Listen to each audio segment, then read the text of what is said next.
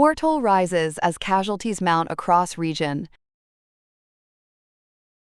Hezbollah claims attacks on Israeli troops' bases. Iran says U.S.-Israeli strikes are hitting hospitals, neighborhoods. 8 Muslim countries condemn Israeli closure of Al-Aqsa Mosque. The death toll from the ongoing conflict involving Iran, Israel, and their allies continues to rise across the Middle East. According to compiled figures from officials and reports, Iran has suffered the highest number of casualties, with at least 255 people killed and more than 12,000 injured since the fighting began. In Israel, authorities reported 14 deaths linked to the conflict. Lebanon has also been heavily affected, with at least 634 people killed and more than 500 wounded. The United States confirmed that 7 American service members have died during the hostilities. Several Gulf countries have also reported casualties.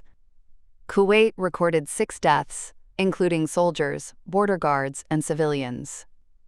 The United Arab Emirates also reported 6 deaths, including both civilians and military personnel. Saudi Arabia confirmed 2 civilian deaths, while Bahrain reported 2 people killed. Elsewhere in the region, Oman reported the death of 1 mariner at sea, and Qatar said 16 people were injured. In Iraq, at least 26 people have been killed, including fighters from pro-Iran armed groups, Kurdish fighters, a guard at Erbil airport, and a civilian near Baghdad. The figures highlight the growing human cost of the conflict, which has spread across several countries and continues to raise concerns about wider regional escalation.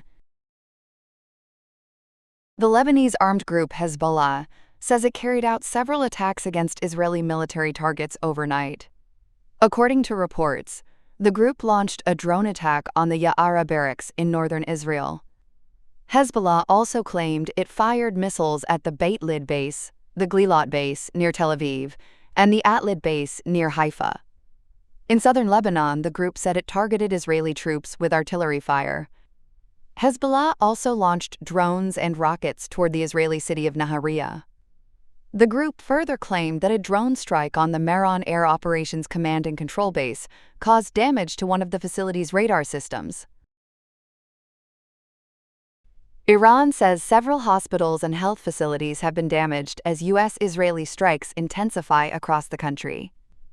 Iran's Deputy Health Minister Ali Jafarian said medical teams are dealing with a growing number of casualties, many of them civilians. Speaking from Tehran, he said many victims were killed at the scene of attacks as strikes hit residential neighborhoods and civilian infrastructure. According to Jafarian, at least 395 people have been killed so far, and some individuals are still trapped under collapsed buildings.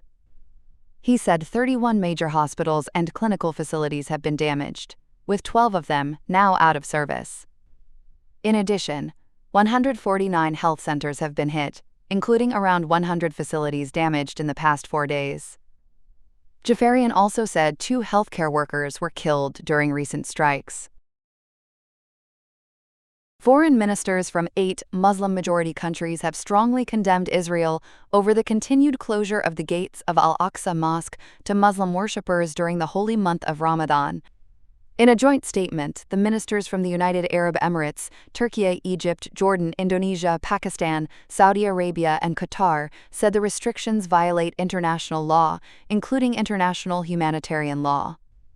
They said the limitations on access to the Old City of Jerusalem and its religious sites undermine the historical and legal status quo. The ministers also criticized what they described as discriminatory and arbitrary restrictions on Muslim worshippers visiting the mosque. The statement further condemned what the ministers called Israel's provocative actions at Al-Aqsa Mosque and against worshippers.